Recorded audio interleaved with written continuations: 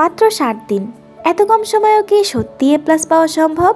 অনেকেই বলবে অসম্ভব, কিন্তু আমি বলছি তুমি যদি আজ থেকেই ঠিকঠাক পড়াশোনা শুরু করো তাহলে শুধু সম্ভব নয়, তুমি 100% এ প্লাস পাবে। সঠিক পরিকল্পনা, একাগ্রতা আর পরিশ্রম থাকলে 2 মাসেও অসম্ভবকে সম্ভব করা যায়। Hello everyone, this is me Suborna. বর্তমানে পড়াশোনা করছি দ্বাদশ শ্রেণীতে। আর তোমরা আমার গাইডলাইন ভিডিওগুলো অনেক পছন্দ করো। গত 1 মাস আগে আমি একটি 3 মান্থ স্টাডি প্ল্যান বানিয়েছিলাম, যেটা তোমরা অনেক পছন্দ করেছো। আর এখনো যেহেতু 2 মাসের মতো সময় আছে, তাই আমার মনে হলো যে আরেকটি স্টাডি প্ল্যান ভিডিও দেওয়া উচিত। এবং আমি জানি যে তোমাদের মধ্যে অনেকেই এখনও পড়াশোনা শুরু করনি।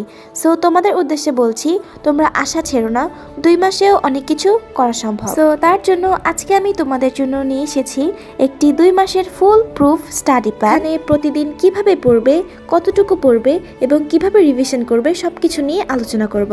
So let's get started. তো এখন এই মুহূর্তে আমাদের হাতে সময় আছে কতদিন?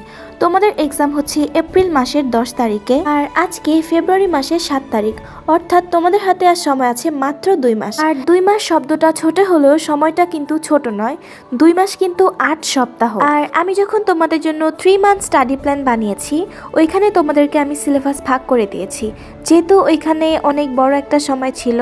আর এই পর্যায়ে এসে আসলে সিলেবাস ভাগ করে নেওয়ার কোনো মানেই হয় না, কেননা তোমাদের সময়ের তুলনায় সিলেবাস অনেক বড়। সো এখানে আমি তোমাদের সিলেবাস ভাগ করে না দিয়ে 8 সপ্তাহের 8টি টাস্ক দিব, যেটা তোমরা পূরণ করতে পারলে তোমাদের এ প্লাস নিশ্চিত। আর যেহেতু 7 দিন পর পর নতুন নতুন টাস্ক, আমি মনে করি তোমাদের একঘেয়েমি লাগবে না এবং পড়ার প্রতি তোমাদের আগ্রহও বাড়বে। তো 8 সপ্তাহকে আমি 2টি ভাগে ভাগ করে নিব। প্রথম 4 সপ্তাহ সিলেবাস শেষ করো এবং তোমার কনসেপ্ট ক্লিয়ার করো।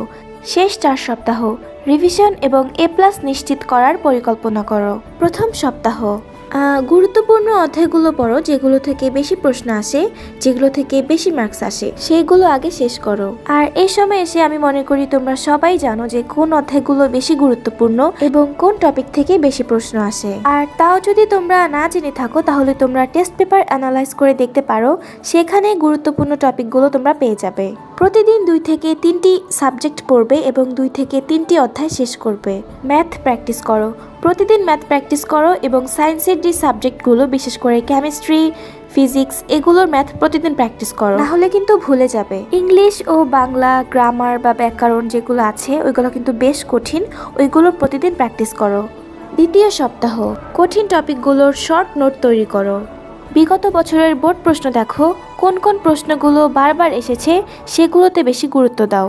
রাইটিং প্র্যাকটিস করো, বাংলা রচনা, সারাংশ, সারমর্ম, ভাব সম্প্রসারণ, ইংরেজি প্যারাগ্রাফ এবং ম্যাথ প্র্যাকটিস করো। তৃতীয় সপ্তাহ প্রথম ও দ্বিতীয় সপ্তাহের পড়াগুলো রিভিশন করো বা গ্রুপ স্টাডি করো।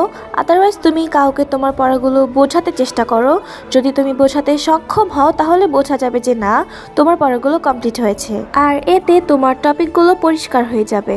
মডেল টেস্ট শুরু করো, পরীক্ষার মতো টাইম সেট করে পরীক্ষা দাও। চতুর্থ সপ্তাহ প্রথম 3 সপ্তাহের পড়াগুলো আবার রিভিশন করো। প্রতিদিন একটি করে মডেল টেস্ট দাও। দুর্বল অধ্যায়গুলো দেখে টার্গেট রিভিশন করো। পঞ্চম সপ্তাহ পুরো সিলেবাস একবার রিভিশন দাও। প্রতিদিন 1-2 ঘন্টা বিগত বছরের প্রশ্ন সলভ করো। ম্যাথ এবং ফিজিক্স, কেমিস্ট্রি, বায়োলজির ম্যাথগুলো চালিয়ে যাও। ষষ্ঠ সপ্তাহ বোর্ড পরীক্ষার মতো করে পরীক্ষার প্র্যাকটিস করো। প্রতিদিন 4-5 ঘন্টা স্টাডির সাথে 2 ঘন্টা মডেল টেস্ট দাও। তোমার ভুলগুলো ঠিক করে সেগুলো আবার পড়ো। সপ্তম সপ্তাহ শর্ট নোটস দেখে গুরুত্বপূর্ণ টপিকগুলো আবার পড়ো। বিগত 5-10 বছরের বোর্ড প্রশ্নগুলো দেখে গুরুত্বপূর্ণ প্রশ্নগুলো বেশি করে পড়ো এবং 3 ঘন্টায় কিভাবে ভালো উত্তর দেওয়া যায় সেটার প্র্যাকটিস করো। অষ্টম এবং শেষ সপ্তাহ নতুন কিছু পড়ার দরকার নেই, শুধু রিভিশন দাও। পর্যাপ্ত ঘুম এবং স্বাস্থ্যকর খাবার খাও, যেন পরীক্ষার সময় তুমি সুস্থ থাকো। আত্মবিশ্বাস রাখো, তুমি পারবে। এবং আমি আশা করি এভাবেই তুমি তোমার আগামী 8টি সপ্তাহ কাটাবে। আর আগামী 8টি সপ্তাহ হতে চলেছে তোমার জীবনের সবচেয়ে চ্যালেঞ্জিং সপ্তাহ এবং সবচেয়ে সুন্দর সপ্তাহ। এবং আমি আশা করি তোমার এই লাস্ট 8 সপ্তাহ তুমি কখনোই বাজেভাবে নষ্ট করবে না। তুমি তোমার নিজের স্বপ্নের জন্য নিজের সেরাটা দিয়েই চেষ্টা করবে। তুমি যদি এখন থেকে প্রতিদিন একটু বেশি করে চেষ্টা করো, ফোকাসড থাকো, নিজের উপর বিশ্বাস রাখো, তাহলে এই 2 মাসই তোমার স্বপ্নের এ প্লাস তোমার হাতে ধরা দিবে। দেখো, ভালো ফলাফল কিন্তু শুধু সময়ের উপর নির্ভর করে না, নির্ভর করে তোমার ইচ্ছা শক্তি আর পরিশ্রমের উপর। তাই এখনো সময় আছে, শুরু করো। পরিশ্রম করো, নিজেকে প্রমাণ করো। তো আমি আজকে এখানেই শেষ করছি। যদি তোমাদের ভিডিওটি ভালো লেগে থাকে তাহলে তোমাদের বন্ধুদের সাথে শেয়ার করবে এবং অবশ্যই কমেন্টে জানাবে কেমন লেগেছে। আর আরেকটি প্রশ্ন, তোমার কাছে কোন সাবজেক্ট সবচেয়ে বেশি কঠিন লাগে আমাকে কিন্তু অবশ্যই কমেন্টে জানাবে। এবং এরপর তোমরা কি ধরনের ভিডিও চাও সেটাও আমাকে জানাতে পারো। এবং তোমরা চাইলে আমাকে আমার ফেসবুক পেজ এবং ইনস্টাগ্রামে ফলো করতে পারো। দেখা হবে নেক্সট ভিডিওতে। আল্লাহ হাফেজ।